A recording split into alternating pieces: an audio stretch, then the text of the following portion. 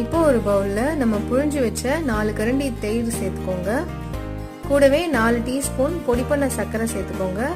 ஒரு பிஞ்ச் உப்பு சேர்த்துக்கோங்க. இதெல்லாம் நல்லா விஸ்க் வச்சு மிக்ஸ் பண்ணிக்கோங்க. இதுலயுமே ஸ்வீட்னஸ் ஜாஸ்தி பண்ணிக்கிறதும் கம்மி பண்ணிக்கிறதும் நம்ம இஷ்டம் தான். இது வரைக்கும் நீங்க எங்க சேனல் சப்ஸ்கிரைப் பண்ணலனா ப்ளீஸ் சப்ஸ்கிரைப் பண்ணுங்க. கூடவே அந்த பெல் ஐகானையும் தட்டி விட்டுருங்க.